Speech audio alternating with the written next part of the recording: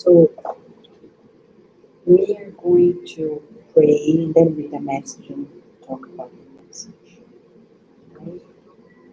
Yeah, we close the door. Yeah, close the door, right? Thank you, Tony.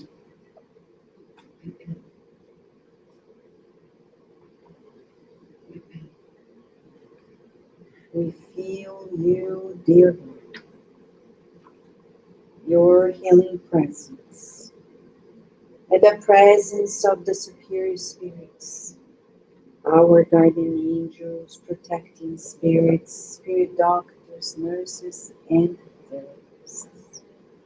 And we feel the embrace of your infinite mercy, bringing us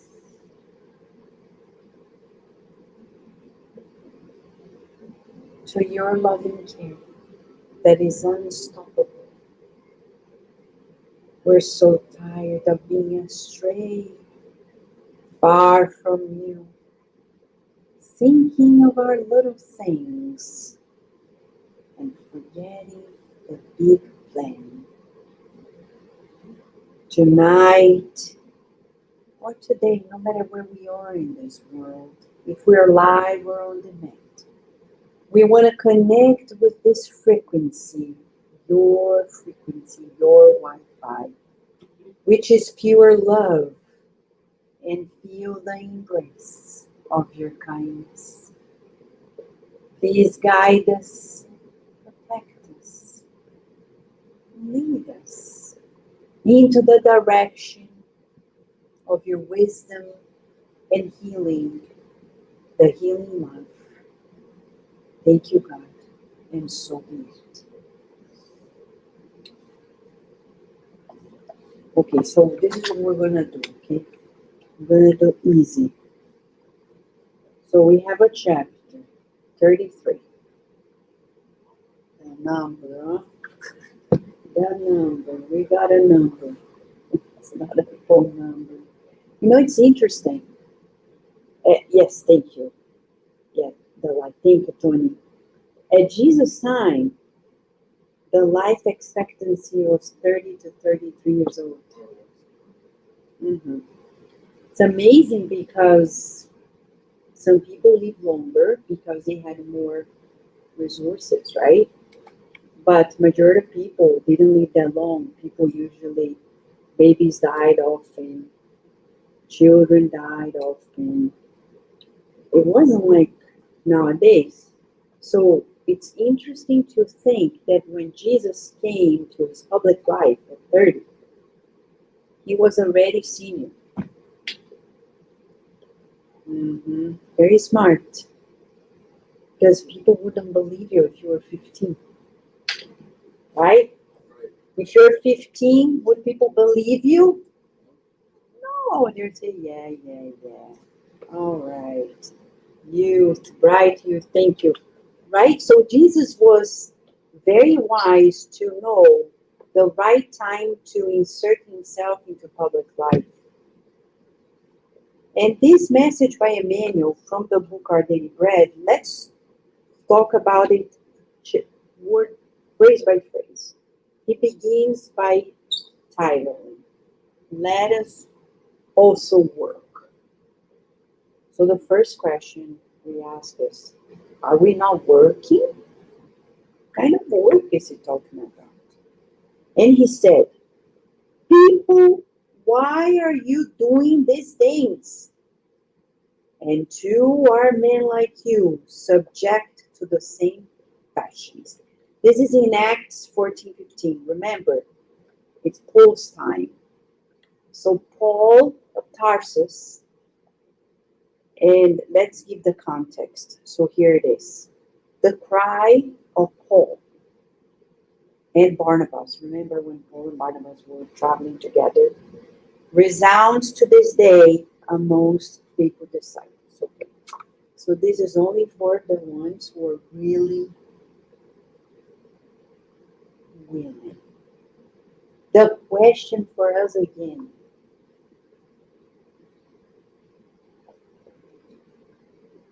what are we waiting? Because some people say, yeah, but Let Vanessa do it. No. But it's for all of us. You can't go back to the spiritual realm and say, I didn't do it because Carol did it. Whatever you did, Carol. I didn't do it because Paula did it. And God's going to say, really?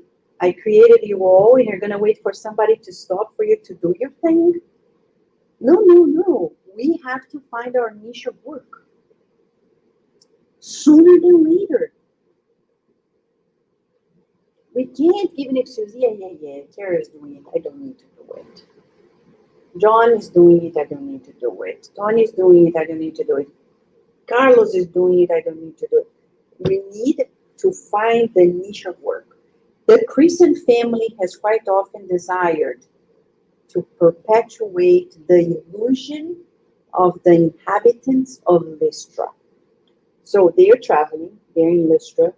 They are guests in a woman's house. And he's saying to the community, people, why are you doing these things? And they are talking about themselves, Paul and Barnabas. We too are people like you, subject to the same passions. Meaning, I can't say, let Paula do it because she's doing it, I don't need to do it. Like we're different, right? We're alike. Why is she overcoming her passions and doing the good works, and I am going to be indulging in my lazy life, easy life, excusing myself that Jesus has not told me yet what to do? Because some people say that. But I haven't heard any voice. Jesus hasn't told me what to do.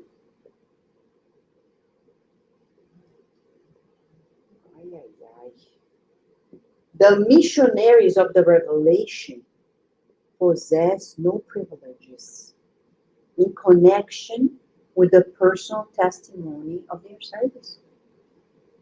So this is the illusion. That only X, Y, Z, only Devaldo, only Chico, only Thich Nhat Hanh, only Mother Teresa, only them. Who said so? Could be any of us. But it's up to us. We needed to do our thing today, because tomorrow it doesn't exist. Mentor Joseph always tells me this. This Saturday, when we had a few things that the children prepared to go to the shelter, Mentor Joseph said, today, we're going to deliver to the shelter today. Now, I said, can it be like another day? Does it need to be today? I said, today. Because today there are people in the shelter who need this food. You don't, but they do. Tomorrow doesn't exist, Vanessa. Tomorrow, only God knows where we're going to be. If we keep saying, tomorrow I'm going to do it, but what if tomorrow I am back in the spiritual realm? Think about it. Somebody's going to deliver to the shelter or not. And imagine if somebody needed that food for something. Think about how many people do crazy things because they lack a meal in their bodies. They can't think properly and they go angry or hangry, right? As they say. They are angry because they feel hunger. What if they have one snack pack? They can think better. They can think, no, I'm not going to do this craziness now. Right? You don't know.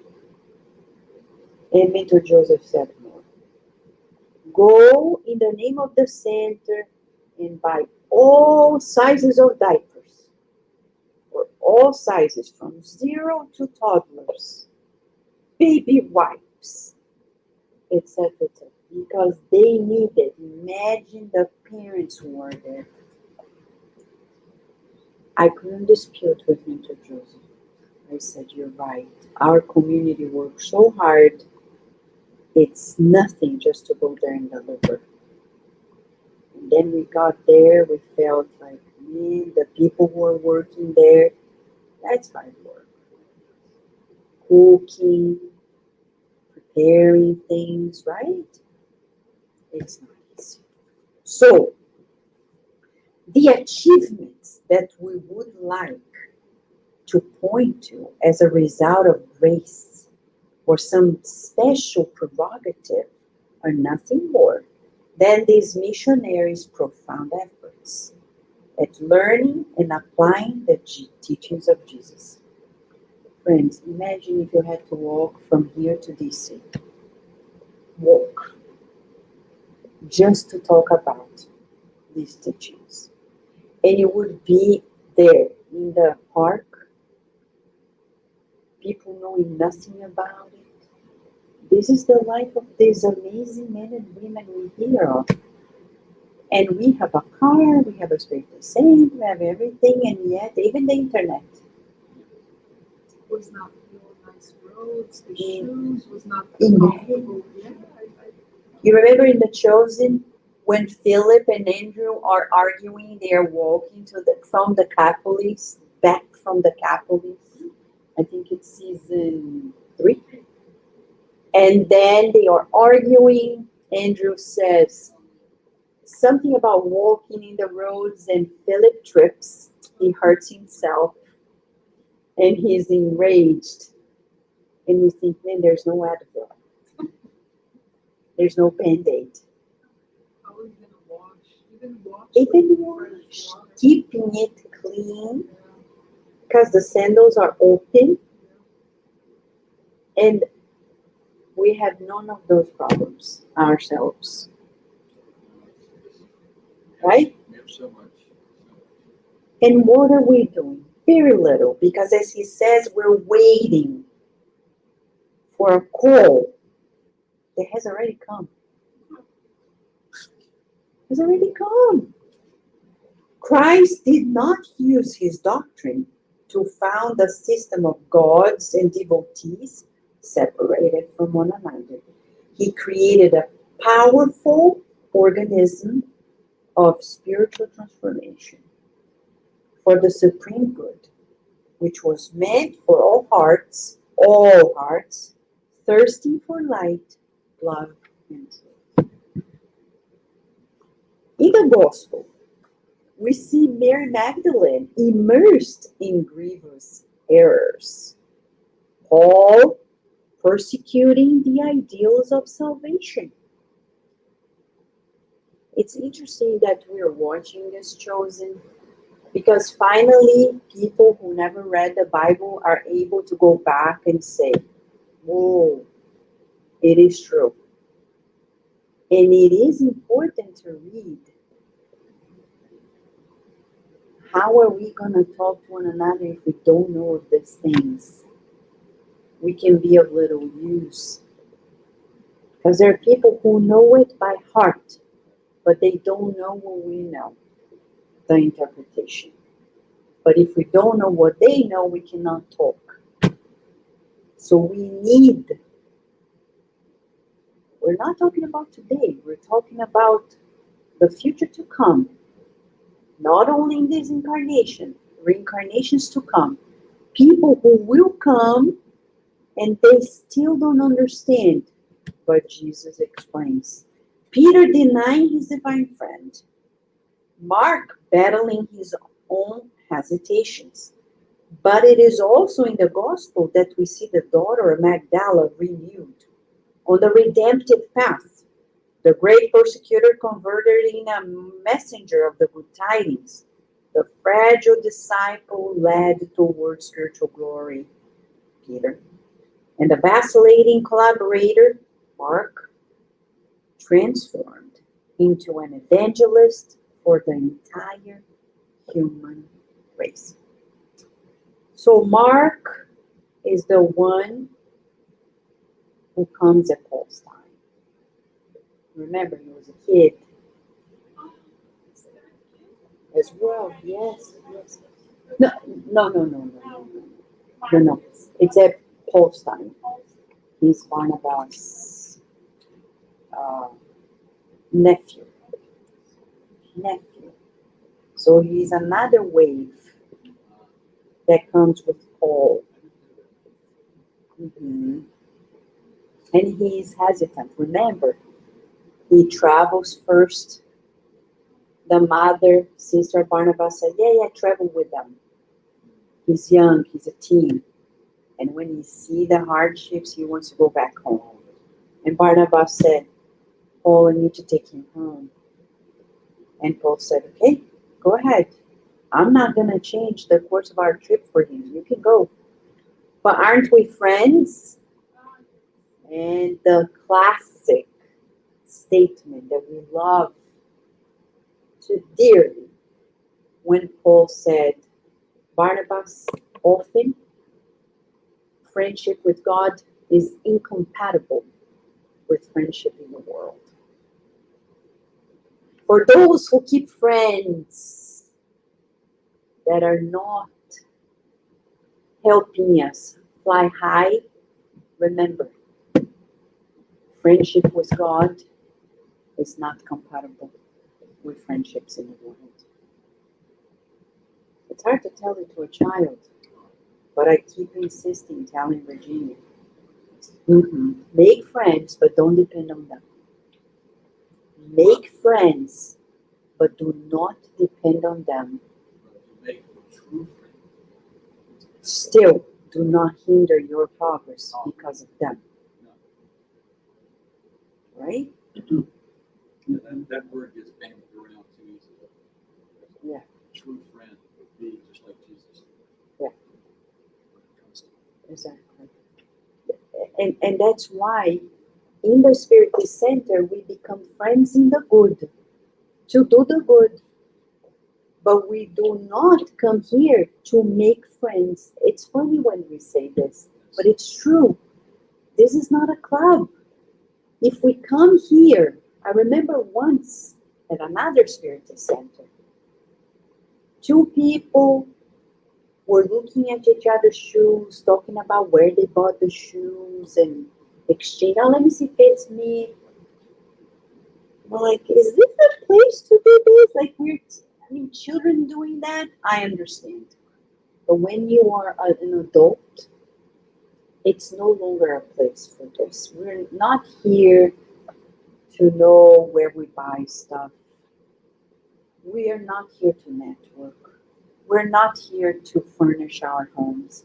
We're not here for the 10,000 things of material life, unless we are really in need, which is none of our places. Right? So we're saying this because Mark was this vacillating collaborator. Christianity is the blessed fountain of the soul's restoration to God.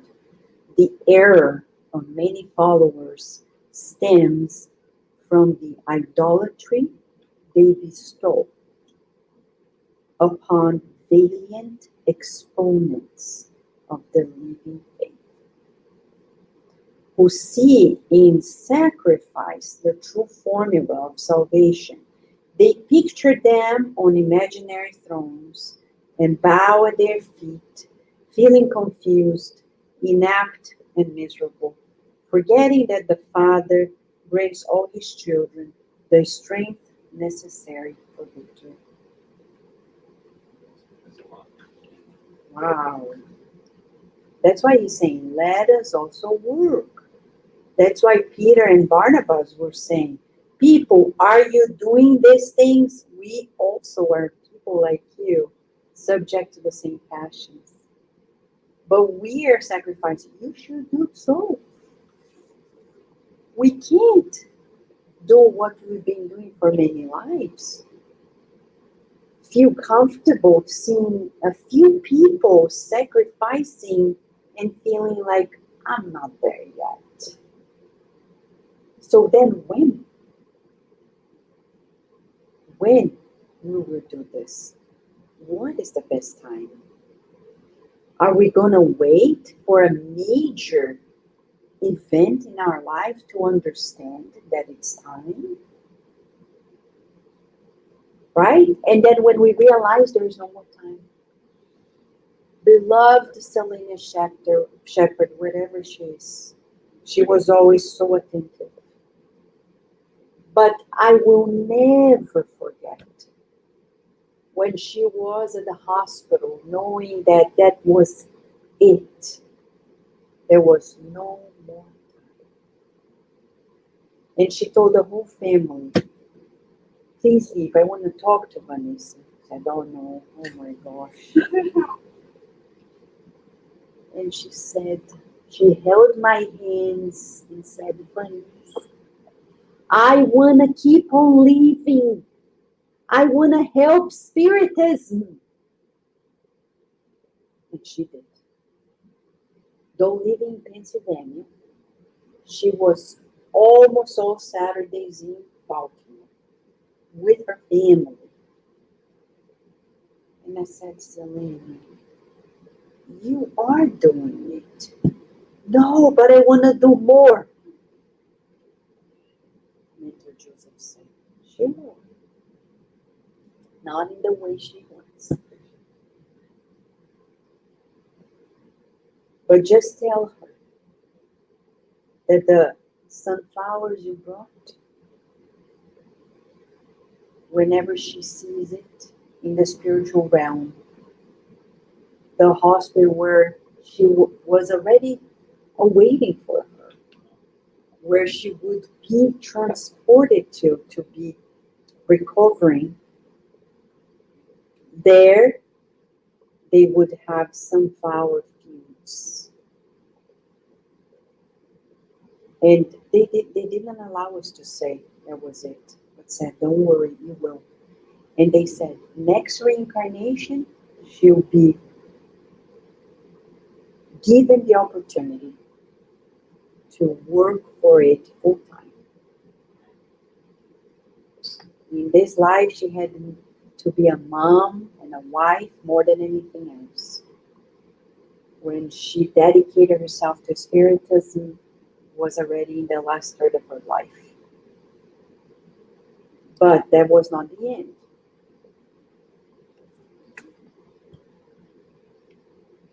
Of course, we should all respect and love the great figures of Christian way. On the other hand, we cannot forget that Paul and Peter, like so many others, left their human weaknesses behind for the heavenly gifts. And that whenever we seek to understand their great mission, planet Earth is a school of illumination, power, and triumph for all. But it's our choice, friends. Nobody's going to tell us. I think we need to affirm it time and again. Nobody is going to tell us. From now on, dedicate your life to others. From now on, dedicate your assets to others. From now on, no. It's always going to be an inner calling. It's between us and God. But there is no pressure. Though it's written, like Chico Xavier, he reincarnated to do things in only 30 books. But he decided to say, this is it. I'm going to dedicate myself completely. More than 460 books into life, giving his life daily, besides everything else he did.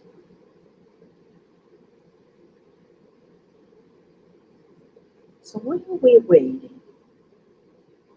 Are we going to do like the people in Lystra, the city where Paul and Barnabas were visiting? And we're saying this to all of us. Because sometimes we think, I'm doing it. Am I doing it?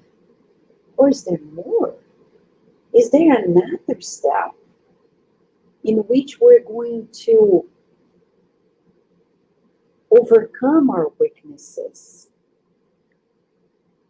and push harder and say, I'm going to do everything possible.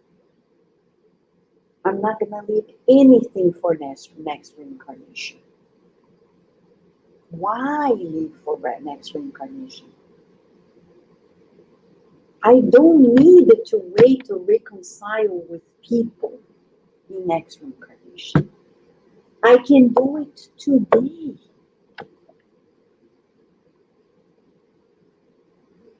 I don't need to wait and make new friends next reincarnation. I can do it today, friends in the good. So the message for us is a clear one. Let us also be useful in all possible ways. It reminds me of the stories of those people who touched anything and it became gold. Anything you do, it becomes amazing. Let's think about this. Let's not be stagnant. Let's not say, yeah, who am I? Remember the power of darkness? That's the voice of darkness saying, who are you? Come on. You know you're not all that. Who are we? Children of God. Just like the voice that is saying to us. Just like you. We say, I'm a child of God, just like you. And I am about to do better. Carol, I would like you to make a comment before we go to the passages too. Right? Yes, you want to come? Yeah, come here, please. So people can see you.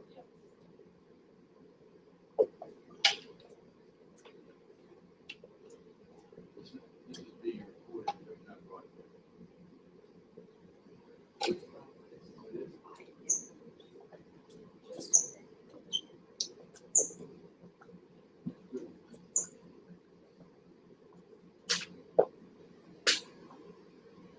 So Emmanuel beautifully reminds us that we are children of God, and as such, we are co-creators.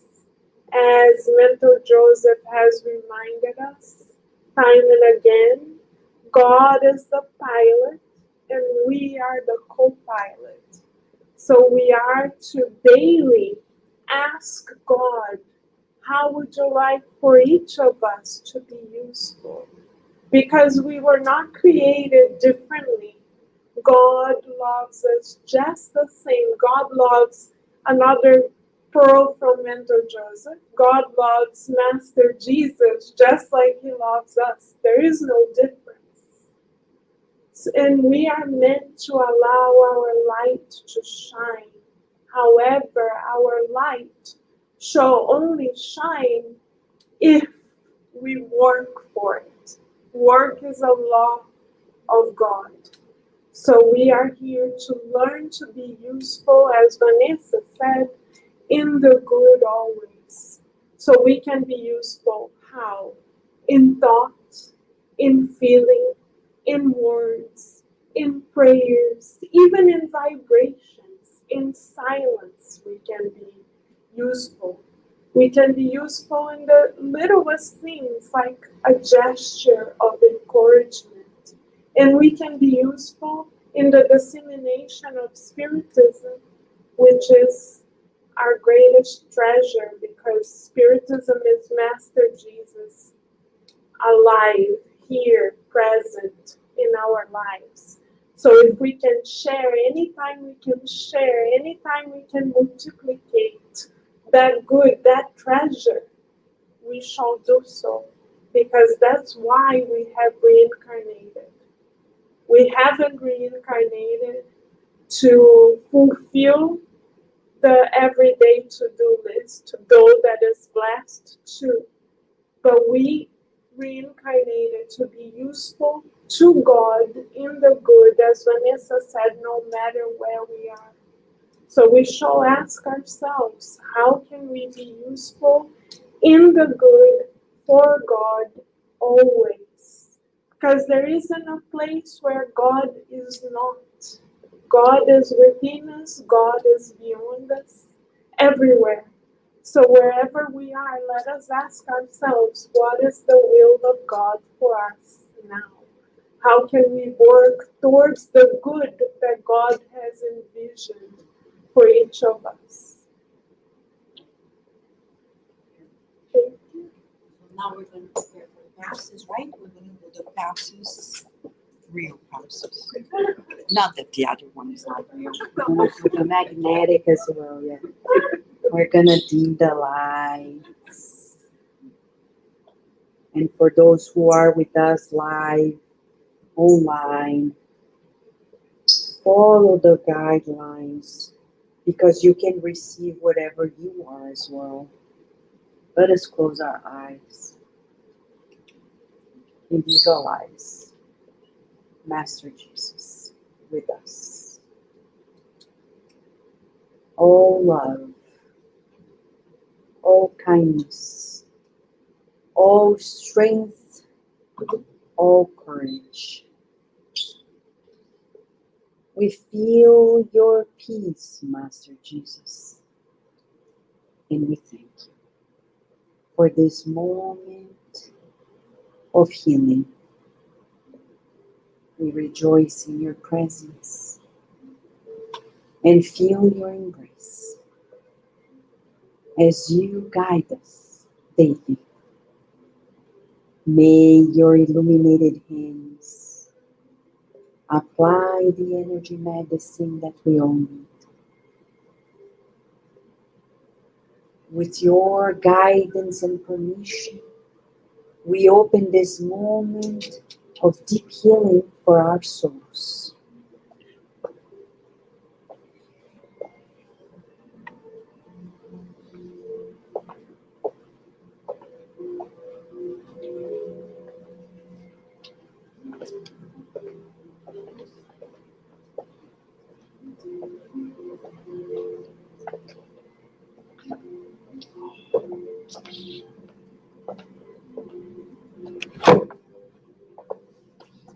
Let us all feel the presence of Master Jesus, His loving care, His embrace, His kindness. Illuminated hands, burning heart of love, radiating His perfect love to us, casting away all fear.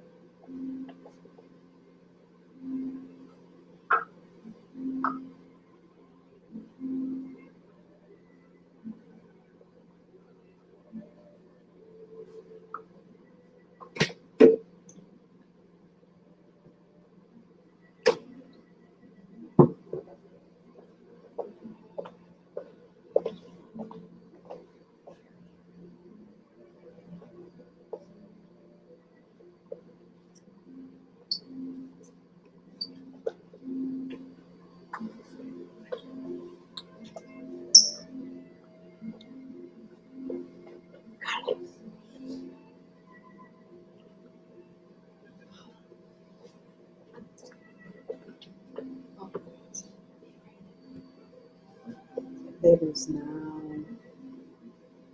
Start visualizing flowers of lavender being distributed to all of us. Let us inhale the perfume and feel its calming effect, calming our anxieties. And the light of the lavender flowers enveloping us, giving us new balance.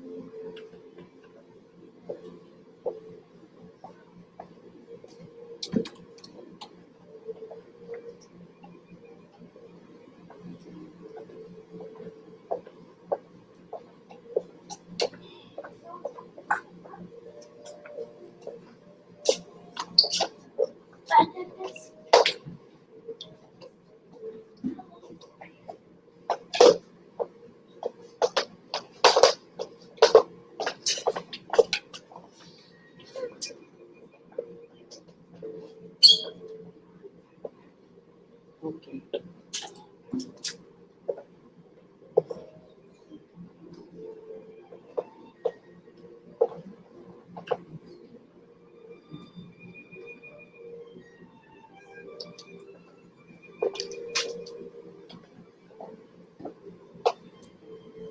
Let us all raise our thoughts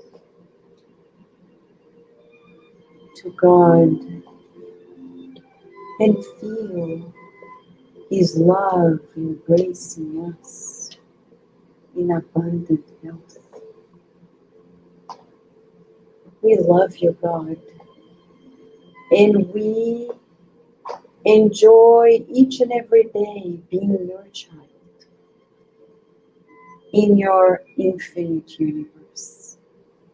We can't wait to grow stronger and explore new opportunities of service, new opportunities of love, repeating to ourselves daily with you, we were born to love, we were born to learn, we were born to serve. But we think at this moment of those who have their names in the book of prayer, and we ask for your mercy to bring them the remedies that they need for the mind and the bodies. We're so grateful that you forgive us always, and that we grow learning how to do better.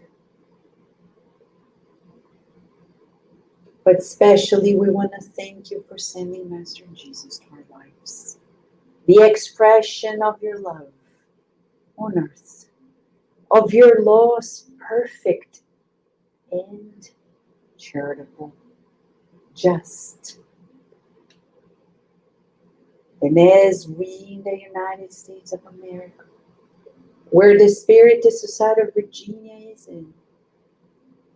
is about to celebrate its independence, may the whole nation be granted the true independence of our passions, of our selfishness, of our egotism. Thank you for this beloved nation that generously embraces us with renewed opportunities to progress spiritually, materially, feeling your grace. We thank you and praise you for life. Thank you, God. And so be it.